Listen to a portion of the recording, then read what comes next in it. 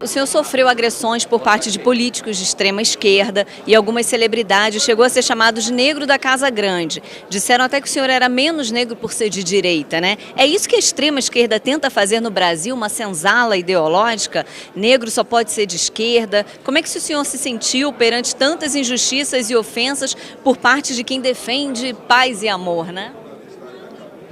Primeiramente, eu acho que a crítica ela tem mais efeito para quem está criticando do que o criticado. O pessoal acorda assim e fala, vou atacar aquele negão. Negão sim. Aí o que ele faz? Aquele sentimento de frustração, ressentimento e ódio entra na minha página para poder falar o que quer e o que não quer. E eu fico feliz em saber que eu estou sendo uma válvula de escape para essas pessoas que têm sentimento tão negativo assim. Eu sou perseguido por ser contra a cota racial. E por outro lado, tem racismo? Tem. Tem que ser punido? Tem. Acabou. Acabou, tem que ser punido. Não sou a favor do racismo. Agora o Marcelo D2, alguns outros que se diz por aí ser pessoas importantes, falaram de mim. Por quê? Por não fazer aquela narrativa do opressor contra o oprimido. Eles pregam a divisão de classe, do rico contra o pobre, do homo contra o hétero, do preto contra o branco. E, na verdade, somos um só Brasil. Nós somos um Brasil miscigenado. É isso que eles fazem para tentar denigrir a imagem de quem pensa diferente, mas não tem vez. Por quê? Eu luto por um Brasil melhor, eu acredito na meritocracia. Eu, quando era pequeno, trabalhava, vou até voltar a falar aqui, eu, quando era pequeno, eu com 12 anos, deixava os vasilhames na casa das pessoas, no outro dia, passava, pegava restos de comidas. Após cuidar do chiqueiro, dar banho nos porcos, cuidar dos animais, que eu ia tomar banho para estudar. Passei no concurso público para sargento do Exército sem utilizar a cota racial. Graças a Deus, naquela época não tinha.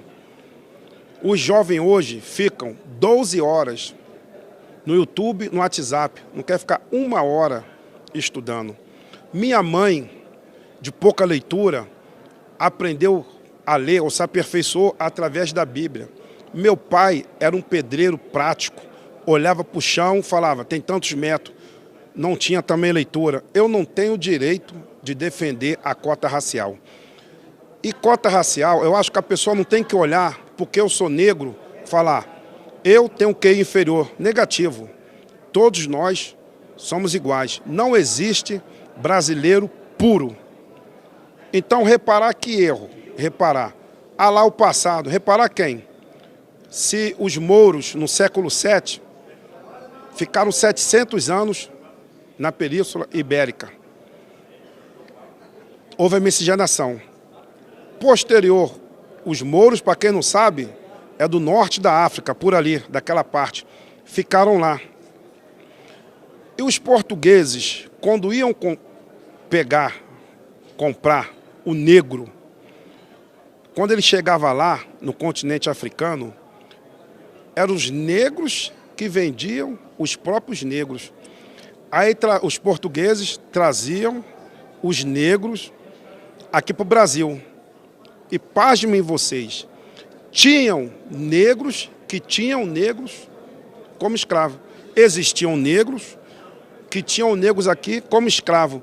Então cobrar quem? Essa narrativa de reparar o erro no passado, mas vou reparar quem?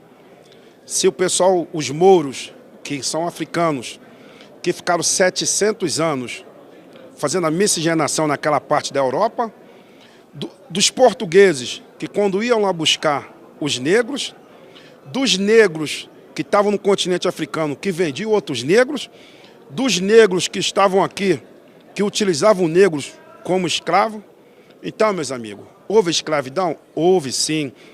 Houve na fase da história, a fase do branqueamento, que é aproximadamente 1889 a 1914, houve aqui no Brasil uma fase da história que não é que ela tem que ficar no passado, porque a escravidão, e desde quando o mundo é mundo, existia escravidão. Tem países ainda que executam a escravidão. Então essa narrativa, houve escravidão? Eu não nego, houve, gente. Mas é daqui para frente. Uma parte do movimento negro pega o ressentimento, alguma pessoa que não conseguiu acesso a outras coisas e transforma tudo isso em raiva.